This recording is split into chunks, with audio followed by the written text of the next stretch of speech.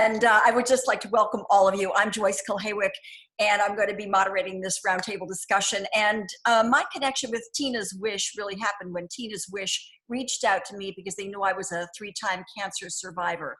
And 2 of those times were ovarian cancer. And unlike Tina Brosman, my cancer was finally, despite several misdiagnoses, but I kept pressing and pushing and getting second opinions, my cancer was ultimately discovered early, and it is the reason that I'm able to sit in front of you today. So I am extremely, extremely grateful and obviously very connected to this cause. I have lost an aunt, my Aunt Pearl, to ovarian cancer. I lost a very close, dear old friend that I went to high school with to ovarian cancer just 2 years ago. So there's nothing I'd like to see more than this early detection test come to fruition and be tested. And I think, honestly and truly, this is the most groundbreaking thing I've heard of forever in cancer issues and cancer research. And I've been at this and looking at this for a long time. I think of all the women in my life, all the women in the world who could benefit from this research. An early detection test for ovarian cancer has the potential to save more than 150,000 lives every single year. Today, as part of our roundtable, we are very honored to hear from 2 very knowledgeable speakers. Dr. Joyce Liu is a medical oncologist and director of clinical research for the Division of Gynecologic Oncology at Dana-Farber Cancer Institute and a member of the Tina's Wish Scientific Advisory Board. We also have with us Jennifer Garam, an ovarian cancer survivor and writer who is now focused on making a difference in the lives of other cancer patients and survivors. And I just want to say welcome to both of you. It's going to be a great conversation. I'm going to ask you a few questions, and then we're going to open this up to our attendees and have their questions submitted via the online chat function. So take a look at that chat function down below. Just type your question in the Q&A box on the right side of the screen. Before we get started, I also wanted to remind you that there are many ways to support this foundation and this evening. So one way to show your support is by going to the screen and going to our website and making a contribution online. The address is on the screen, tinaswish.org/donate. And as you've heard, thanks to the generosity of 4 anonymous donors, we actually have a matching challenge grant of $5,000. Our donors were going to match dollar for dollar up to $5K. We hope you're going to consider supporting this foundation's mission for an early detection test for ovarian cancer. Go to tinaswish.org/donate. To date, we have raised quite a bit of money from online contributions. And as soon as I get that number sent to me on the chat line, I will pass it on to you. But right now, we're going to start with you, Dr. Liu. First of all, what do cancer patients now in this time of COVID, this surreal time, have to be aware of that they were not or did not have to be aware of before? Yeah, I think, calling it a surreal time is exactly what it is. This is really an unprecedented time. We've never had anything like COVID happen in our lifetimes. I think, how COVID affects cancer patients is something that remains a little bit unclear. I think early data from China certainly raised concerns that cancer patients were more vulnerable to getting COVID or getting complications for COVID. And I think that makes sense for women when we think about people who are undergoing immunosuppressive chemotherapy that's going to decrease your immune response and your ability to fight off infections. And so we worry about that. The data about how much that effect remains unclear. But I think the other thing we think a lot about for cancer patients is that, COVID is a disease of contact. When you come into contact with other people, then you are at higher risk of getting COVID. And unfortunately for cancer patients, sometimes those contacts are unavoidable. You have to come in for your blood work. You have to come in for your treatment. And so those are places where there is potentially more exposure. And things to be aware of is just to be aware of that contact, use masking precautions, use very good hygiene, carry around the Purell or the hand sanitizer, and be really, really aware of that. I have a neighbor right now who's going through chemotherapy for ovarian cancer. And of all times, of course, for this to descend on a person, this is really difficult. And she goes in to the Dana-Farber, as a matter of fact, for her chemotherapy, and says, obviously there couldn't be a more loving environment for her there. She calls it her spa day. So she goes and she sits and she reads, and then drives herself home. I mean, because you can't be around other people. For cancer survivors, is there a certain amount of time post no evidence of disease that puts them in a lower risk category? Yeah, I think that's a question to which we don't have a defined answer. I think that we really think about that, when you're not on therapies that suppress your immune system the same way, that we really hope that in that situation, the risk to people who are no longer undergoing treatments that could potentially suppress the immune system are not at the same risk of complications from COVID anymore. So Jennifer, yes. you are well. You look so vibrant, and Thank you. I'm looking at your hair, which is fabulous. Thank you so much. I've been working very hard on that for a year. Yeah, post chemo hair, right? Yeah. Mm-hmm. This is coming in really. Yeah, coming in. I mean, everybody kind of worries about their hair. It's really kind of intense. Can you just share 2 to 3 very practical suggestions for cancer patients right now on how to navigate in an era of pandemic? Sure, definitely. First of all, I just want to say that it's very difficult to go through cancer treatment, and it's very difficult to go through a pandemic. And so for anyone that's doing both at the same time, my heart really goes out to them, because it's just 2 immensely difficult experiences at once. So I do have some suggestions for how to manage cancer care that could be different now. My first suggestion is actually something that is also very important in all the time, but it takes on additional importance now, which is to communicate with your doctors and your medical team, and just be in very, good communication with them, particularly now. We're not seeing our doctors necessarily as much as we would before the pandemic, and it's really important to stay in touch. I think, there's this feeling like I had to get on very early in my cancer treatment. I had to get over this idea that I was bothering my doctors if I had a concern or question, and I just was nervous about reaching out to them, and I had to get over that fear. And I think now that's particularly important. I just wrote an article for self.com about how I'm managing my cancer care during the pandemic, and I interviewed my own oncologist as well as a few others, and they really stressed we want to hear from our patients. And I think there's this feeling like they're so busy in the hospitals with the coronavirus and patients with COVID that they're just busy. But I really want to stress it's important to reach out and communicate with them. The second thing is to really understand if there's changes being made to your treatment plan, understand why, and understand why it's okay that those changes are being made, and ask questions. I think it can be very scary as a cancer patient or survivor to be like, well, you used to get this every month, and now we're switching to this, or it was this therapy, and this is going to be this now, or we're putting off surgery for this amount of time. And I think it's really important to understand, like, they're weighing these decisions very carefully. They're making them, in your best interest, and to understand their sort of reasoning and their process of making those decisions. And ask questions. If you don't understand the answers, keep asking. I just recently I have monthly blood work for maintenance therapy I'm on, and it was decided that I should skip it in April. And it was just, I talked to my doctor, and he talked me through, like, this is why, and these are the risks, and these are the benefits, and this is how I made my decision. And I understood, and I agreed, and I felt okay. But I think it's scary if you don't know and you feel like, is this going to harm my health? So that's to understand, really why those changes are made. And lastly, just that every time you go into a healthcare environment now, that it's going to require advanced preparation that it didn't before. Prior to the pandemic, I would just pop in my doctor's office, I'd get my blood work, I'd hug all my nurses, I'd chat, and that's not going to happen now. And so it really requires a lot of advanced preparation.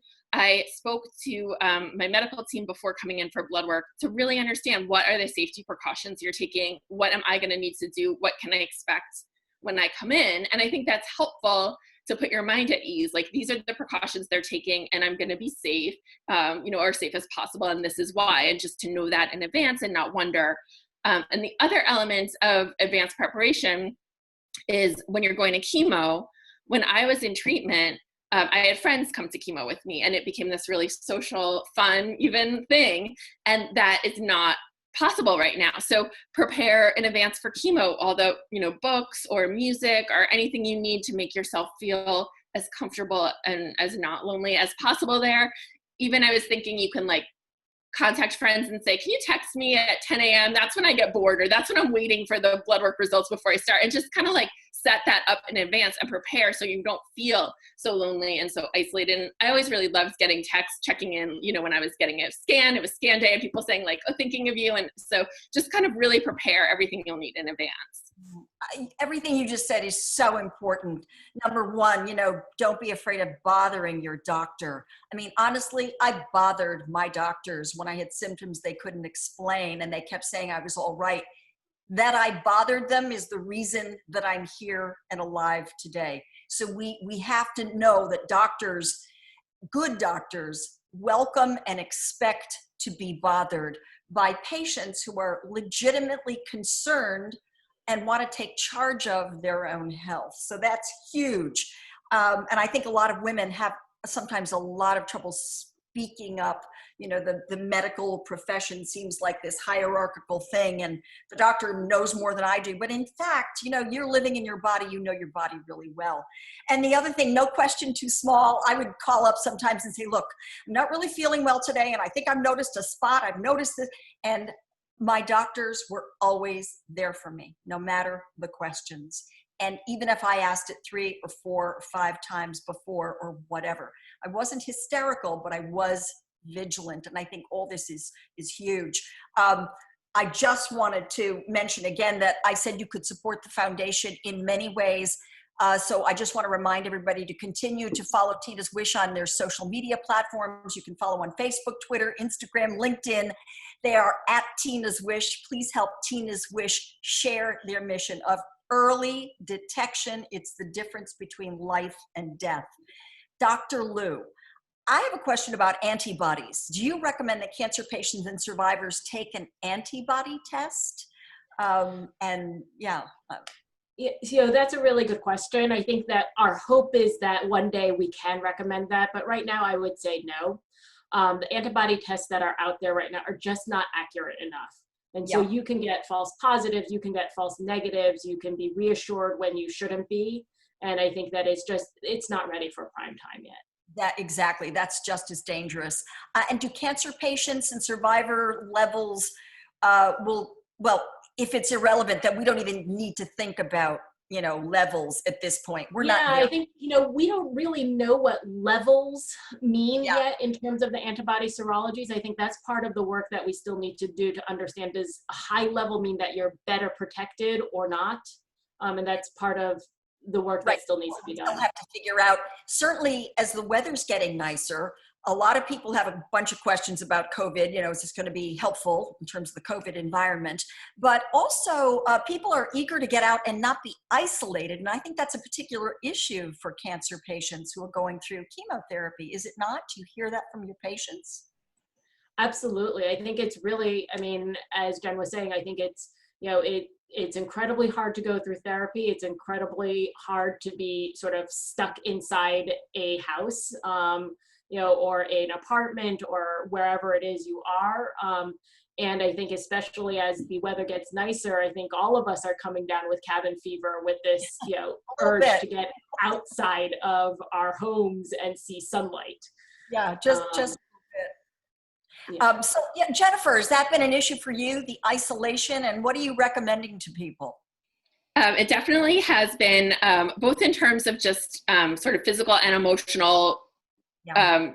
restrictions now. So just physically, I haven't gotten as much exercise as I was used to before, which is a very important thing for me in survivorship. And so I've been trying to just do exercise at home, do yoga, but it's actually did cardio for the first time. I went running in the park. I live in New York City, and it was very busy with half the people like not wearing masks. So that was not really effective. So I need to come up with another plan. But I think that the limitations on being able to, I walk everywhere, and that's not happening now. So I think that's difficult to adjust to. And then the isolation, definitely. And, I started out the quarantine, I'm an introvert, and I'm gonna just, read my books and do my yoga, and I'm gonna be fine. But in the back of my head the whole time, I'm I think I'm gonna hit a wall where I need human contact. And that definitely has happened. And I'd say that the way that I'm handling that is by just trying to figure it out right now. And I haven't gotten this formula of how I feel connected and how I kind of integrate that into my life. I have therapy virtually once a week, every other week with my regular therapist I've been seeing for over 10 years, every other week with an oncology social worker that's actually free through a program at an organization called Cancer Care. So that has helped. I did a virtual social meetup for the first time a week and a half ago for cancer, women affected by breast and gynecologic cancers.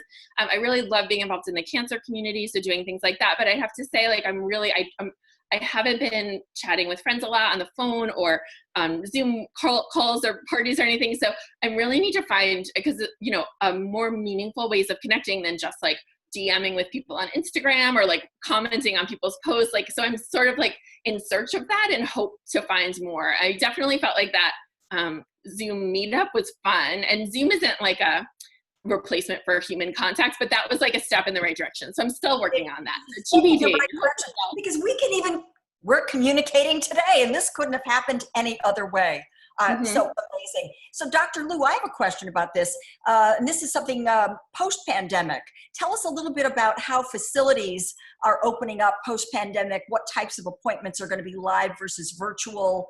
I know a lot of doctors are seeing patients virtually, like telemedicine or something. Yeah. So I think that, we are, fortunately, we are starting to open up a little bit more, and we're trying to sort out, the issues of, who needs to come in for an in-person appointment, when is it that a telemedicine appointment is okay, and what are the things that need to be done. I think the big picture of it, and I think the way that all of us are thinking about this is that, while we are being, we're very aware of COVID and we're very aware of the pandemic and the risks, that we do not want to compromise anybody's care. We don't want to have anybody have worse care because of the ongoing pandemic, and it's to balance those risks. And so people who are on active treatment for therapies, we never stopped giving people active treatment for therapies. They continue to get their active treatment for therapies. There have been, I think, a few times when, if you're looking at two equivalent therapies, you might choose one that has fewer appointments or, less immunosuppressive effects over one that doesn't. But that's, the only sort of difference. We would never stop giving somebody, treatment. For women who are in remission, I think that we do continue to think about monitoring CA-125, but I think that in that setting, we're thinking about doing telemedicine appointments, at least in this period of time, for those follow-ups, that you have that discussion. And as you've talked about, as Dennis talked about, oftentimes the things that are most telling are how patients feel. That, the things that tell us when something is going on, and I always say this to my patients, is that we can look at the CA-125 and we can look at the CT scan, but one of the most important things that helps me understand what's going on is when you tell me something is not right. And that's sometimes one of the most sensitive markers of all. And so I love that you're saying that, because it really suggests that the doctor and the patient are a team. And that is a critical juncture right there. Yeah, absolutely. I think that there is, without a question, that the doctor and the patient are a team in this, and this is the only way we will be very good at it. It's and so I think it's when I think in that setting, and this is what I've told my patients who are in remission and we're following them, is that I think that in telemedicine appointments, I want them to tell me, and I have those appointments. I don't want to delay those appointments, but I feel comfortable that when we have those appointments, you'll tell me if something's not feeling right, and those are the symptoms that would have me bring somebody in and have an in-person visit when they're in remission.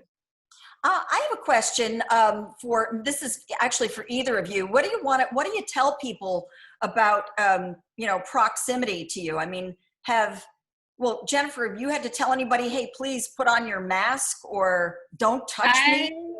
And how does that go over? I tell people to get away from me all the time. I want to get, when I was running in the park and people I was giving dirty looks, I need actually a better system, because that's really not going to work. And I get so angry when I go out.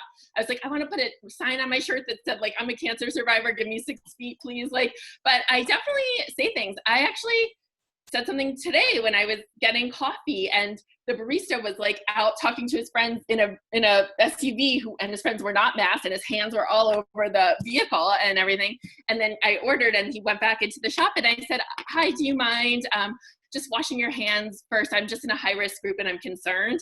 And I've been saying that, and I found that's much more effective than I need space, which is what I was doing before, because I got really frazzled at the grocery store and people get close to me and I'm get away from me. So I just have said very calmly, and I say this, it's very important to say it kindly and assume that person's going to have a good response. And I don't do this perfectly all the time, but if you start with hi, I'm just in a high risk group, because then people hear that before they hear get away. I was going to say, I love the phrasing, hi, I'm in a high risk group, I'm a recovering cancer patient. That immediately, I would think, would put people on alert, and also trigger a great deal of respect and compassion, I would think. Compassion. And I don't always say, people I know, I'll say the cancer survivor thing, but otherwise I just say, hi, I'm in a high risk group. I'm anxious about this. Can you just give me 6 feet? And kindly, the reason I stress kindly is because tensions are really high right now, and there's a lot of mask wearers, non-mask wearers anger, and I don't want to get into a fight in the grocery store. So I just try to say kindly, I just try to put it on myself, I'm just taking these precautions. And so that has helped from get away from me, give me space. Advice, Jennifer, no fighting when you're undergoing chemo or any other time. But it's important. The last thing I'll say is it's really important to to not feel oh, they're gonna hate me at the coffee shop. I don't want to get sick because some guy's lounging and stuff. And when I was thinking about this prior to this webinar, when I was in chemo, for a holiday get together, and I was very immunosuppressed, and someone in my family removed, not direct family, but part of the get together had strep. And then a few days later we were supposed to meet, and they were fine. But I was it could be going around your family. They could be asymptomatic. And I was no. And my theory was just I don't love anyone enough to not to wind up in the hospital for it. And so I think it's just take care of yourself and your health, and don't feel bad. And some people are defensive. Most people aren't at this point, but I think it's really important to speak up if you feel uncomfortable. I'd say that I feel uncomfortable that you're not wearing a mask while you're preparing my food. Do you mind if someone else helps me, or can you wash your hands, or can you put on a mask or something? Because I don't want to get sick because I felt bad being pushy or something. You have to, at this point, put yourself first. I mean, when you were in the very beginning, this is so true. I know you would echo that, Dr. Liu. Absolutely. Yeah. Do you find that patients are delaying treatment and medications, and are medications any harder to access right now, or, So I think, in general, we, as I was saying, I don't think people are delaying treatment, in terms of active treatment for their, disease. There have been some early stage cancers, and that includes gynecologic cancers, as well as, breast cancer or other cancers, where there's been delays in surgery because of the closure of the ORs as the peak of the pandemic was coming through. But the ORs are reopening, so all of those are being rescheduled and coming in. Medications actually, there have been some shortages of specific medications that are tied in more with treatment of COVID patients, and, things that are needed for patients with complications from COVID. But oncology medications, there has not been a shortage of right now. Thank goodness. And so that's been something that's been accessible, which is good. Right. Excellent. Well, I just want to say thank you to both of you. I want to also update you on what our totals are so far. We have raised $3,700 toward our match of $5,000, which is terrific. So we are encouraging people to keep on donating. And we just want to let you know that we're so happy that you could join us here today. This has been really enlightening for me, and I'm always happy to hear from Dr. Chowdhury and Dr. Elias about, you know, where they are in this groundbreaking study. It is going to make the difference. And as they both alluded to, this may be a template for exploring early detection of other cancers as well. So this is a whole new groundbreaking path. If you were moved by tonight's program, everybody, we've got to ask you to consider supporting the mission of Tina's Wish to find an early diagnosis for early detection for ovarian cancer. Again, you can still go to tinaswish.org/donate. And I just wanted to know if there's anything that either of you want to just wrap up and say that you haven't maybe said already about cancer patients right now during this very difficult time. Something inspiring, something that just occurred to you, either of you. I'll say something. I just want to say to really reach out for support in every way you can. There's the cancer community. There's amazing resources. I mean, all of them that I've encountered are free. So for the patients, because they are, you know, funded and supported. So I think reach out and research and just keep reaching out. And also, like, when I went through cancer treatment, I got so much support from unexpected places. Like, it's like the people that you don't know that well sometimes. So don't kind of close off that it's going to come in from unexpected people or places. But, you know, there's support groups, there's, you know, online social activities, one-on-one mentorship. Like, there's so much, or just people that, you know, are a survivor of the same type of cancer treatment that you're undergoing. Talk to them and have someone, you know, reach out, ask friends, do you know anyone? Can I talk to someone? But just really, it's so important. We feel so alone right now because we're all isolated and quarantined. But if you're going through cancer treatment, you're not alone, and really, like, reach out until you can feel that and you don't feel isolated and alone in what you're going through. I would say absolutely. And I would also echo what's been said, is that your medical team is there for you. Reach out to us for questions you have. Don't sort of mull about them and, you know, worry yourself about them, because that's what we're here for. You are not bothering, you know, your doctor by doing that. And, you know, I think that as, you know, as much as, you know, your medical team might be sort of thinking about, you know, COVID and everything, they are thinking about you. They really are. You know, that's what we're here for, and that we are here with you too.